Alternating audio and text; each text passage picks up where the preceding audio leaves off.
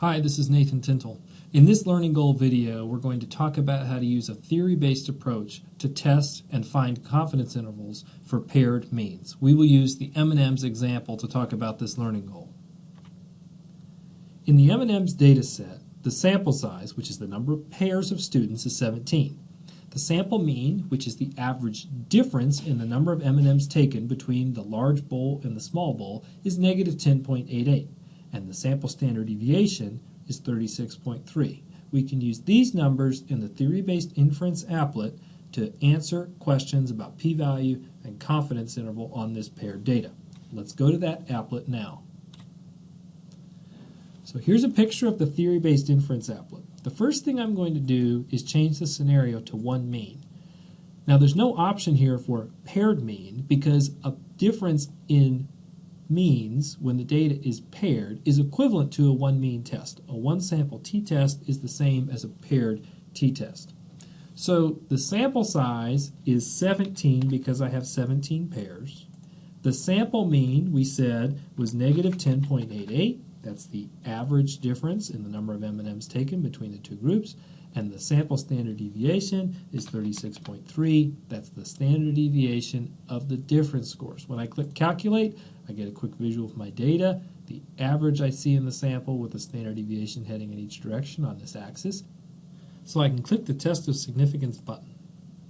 Now, what is my null hypothesis parameter value? Well, the null hypothesis is saying what's the value of the average difference score if the null hypothesis is true? Well, if the null hypothesis is true and there's no difference between the amount of M&Ms that students take out of the large bowl and the small bowl, then the average difference will be 0.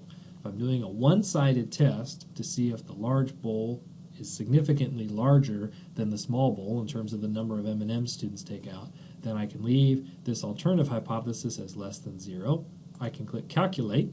My t-statistic is negative 1.24. The p-value is 0.117.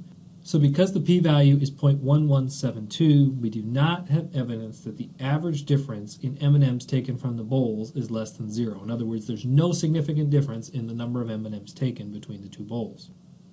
The 95% confidence interval is negative 29.5 to 7.78. 0 is in this interval, meaning 0 is a plausible value for the mean difference. In other words, the null hypothesis is still plausible. The null hypothesis is still plausible, and we can say we are 95% confident that the average difference in the number of M&Ms taken between the two bowls is between negative 29.5 and 7.8. A few words of caution. First, the sample size is the number of pairs, and the statistics we're using, the mean and the standard deviation, are on the difference scores. Finally, treat the test like it is a one sample mean test because essentially that's what it is. It's a one sample mean test on the difference scores.